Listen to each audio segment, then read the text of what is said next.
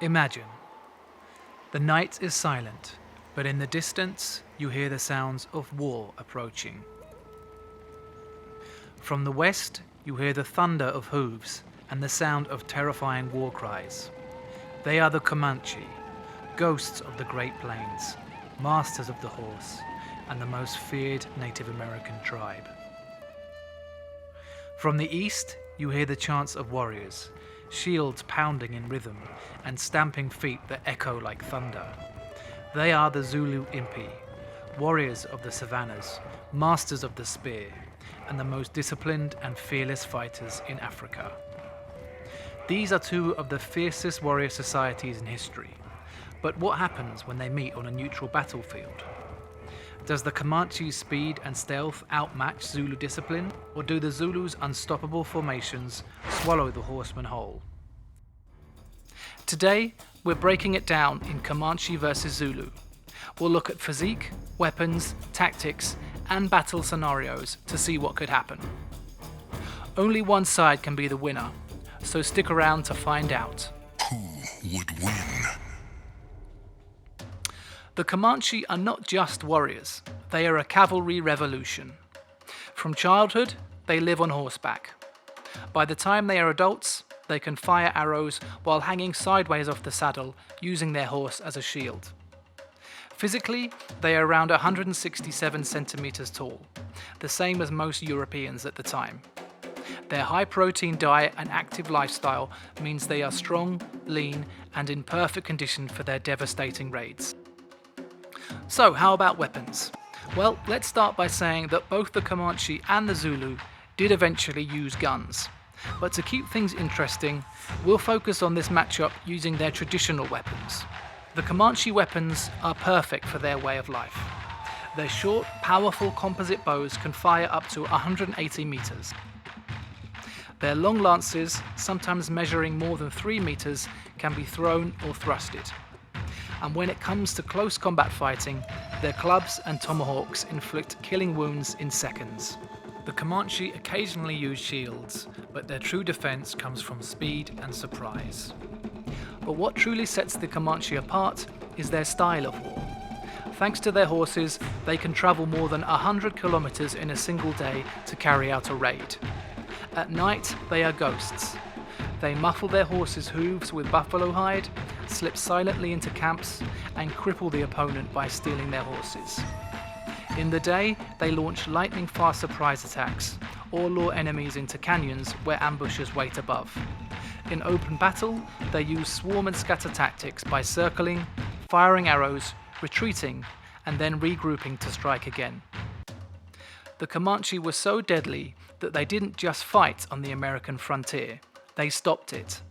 For decades, westward expansion into Texas and the Southern Plains stalled specifically because of the Comanches. Settlers called their territory a no-go zone, and Mexican villages were abandoned after endless raids. It was almost impossible to bring the Comanche to a direct fight. They only fought on their own terms. And because of their reputation for brutally torturing captives, they had a psychological advantage too. The Comanche's greatest strengths are mobility, stealth, and mounted archery, but their lack of armor and close combat strategy gives them a major disadvantage when they're on foot. Now meet the Zulu, the most disciplined warriors of Africa in the 19th century. Guided by their infamous leader, Shaka Zulu, they evolved from simple tribes into a professional war machine. They are typically bigger than the Comanche, with an average height of around 177 centimeters. They are athletic and have high levels of endurance, and are capable of traveling 30 kilometers barefoot in a single day and still fighting when they arrive. For ranged attacks, they carry the assegai, a long throwing spear. They also carry enormous cowhide shields called isialangu. These shields are not only defensive but offensive, hooking aside enemy weapons to clear a path for attack. In close combat, they would strike with a short stabbing spear called the ikwa.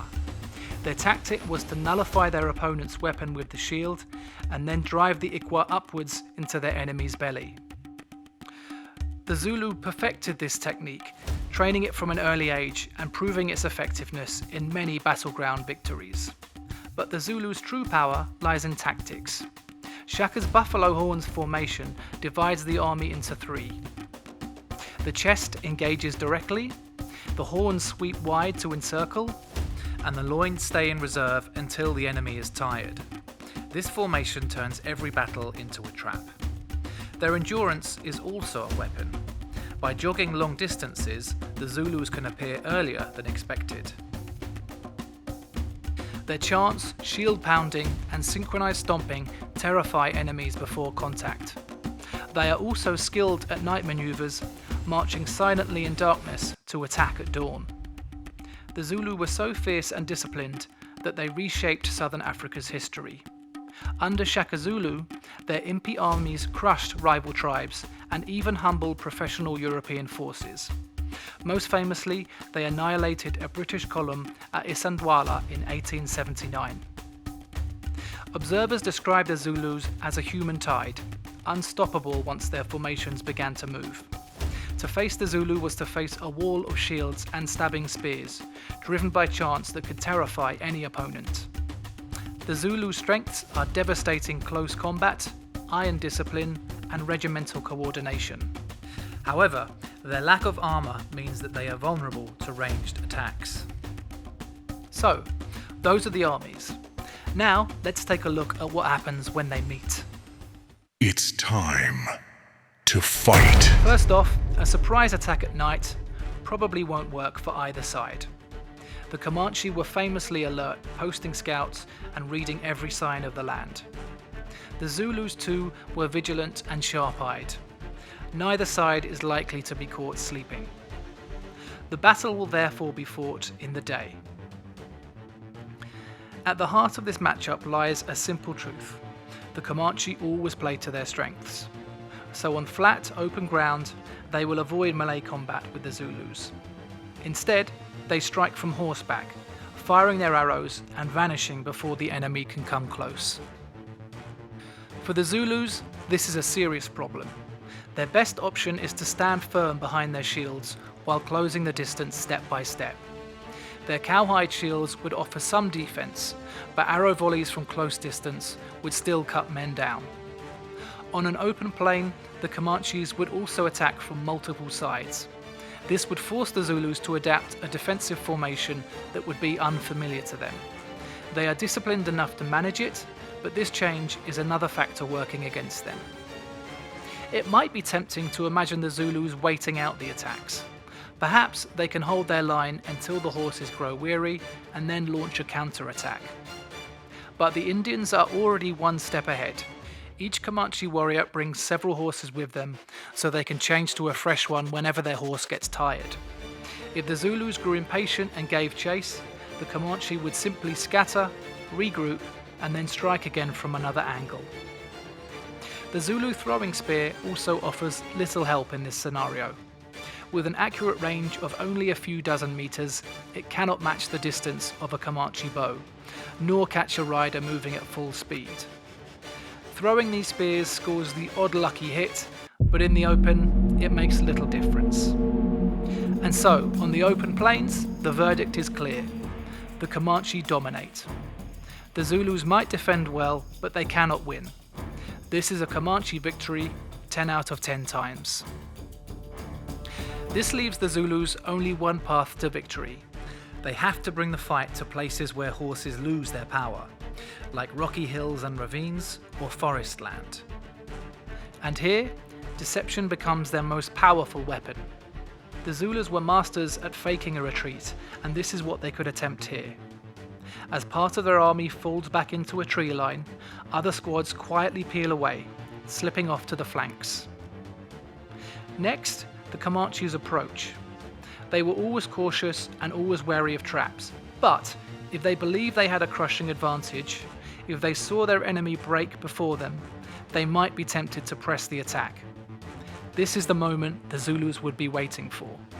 The Comanche, drawn into unfavourable ground, attempt to engage the Zulus ahead of them. Suddenly, they find the horns of the buffalo closing around them from all sides. With their horses slowed, their retreat cut off, the Comanche are forced to fight on the Zulus' terms.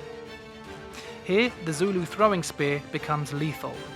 At close quarters, volleys hurled from cover could bring down horses, scatter riders, and sow panic. At this range, the advantage turns. The Comanche can still fire arrows, but the Zulus force them to rely on their lances and clubs. The Zulu shields parry Comanche strikes, opening the way for a vicious killing blow from the Ikwa.